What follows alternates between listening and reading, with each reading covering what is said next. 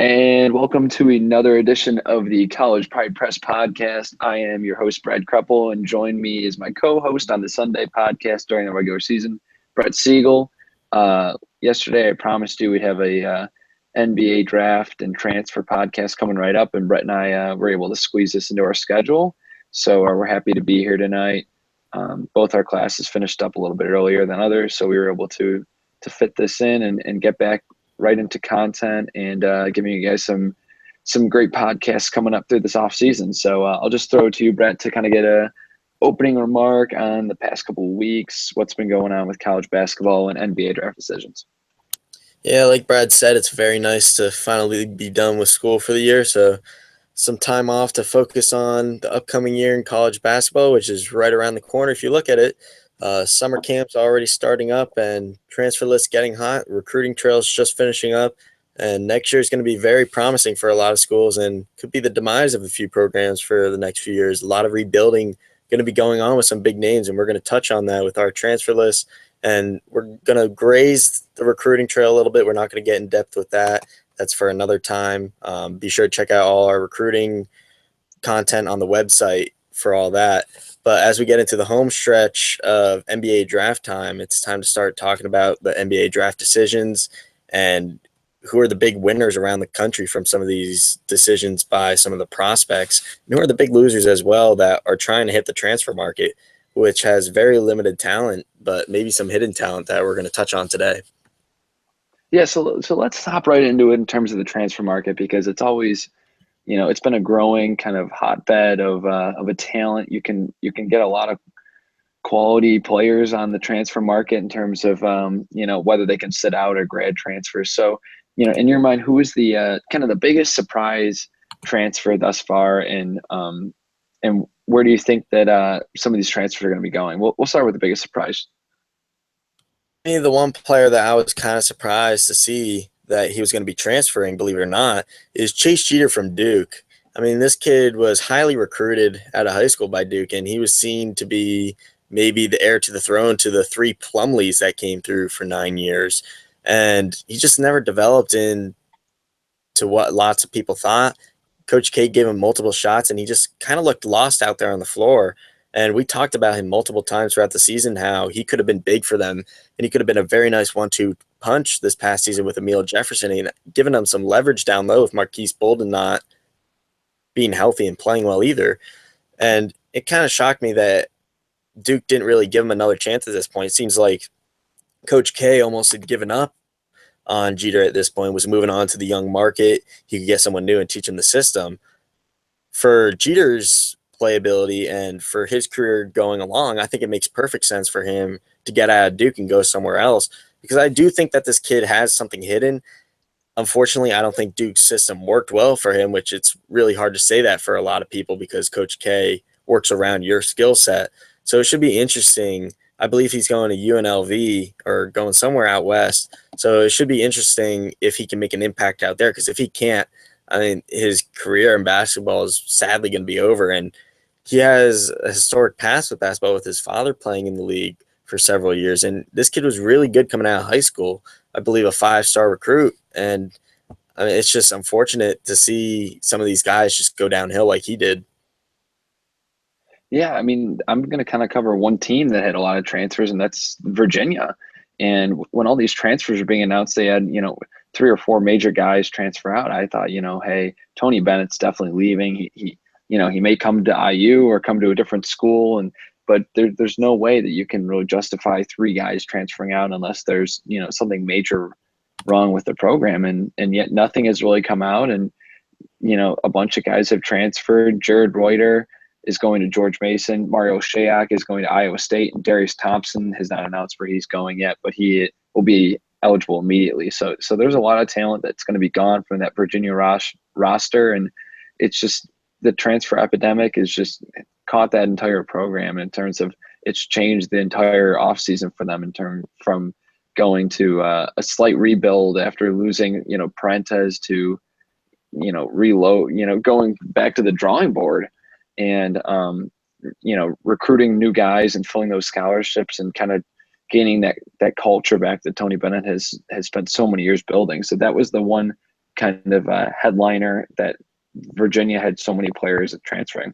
And on the other side of that, a team that really did well with the recruiting, I mean, this happened early on and kind of shocked a lot of people. The Lawson twins from Memphis just blindsiding Memphis and just going to Kansas and sitting out a year to get, I believe, 2 years of eligibility left. And Dedrick Lawson was a player that was flirting with my top 100 board on and off. He was flirting with the 80s to the last slot in that top 100 for a while for the NBA draft. And Lawson has NBA talent. His brother KJ's been playing great with him. KJ Lawson's a redshirt freshman, Dedrick Lawson a sophomore. They're both going to get another year of eligibility to sit out a year, and then Kansas is going to get two very nice players to fit their system. I thought this was an excellent pickup for Bill Self and this Jayhawk program as a whole.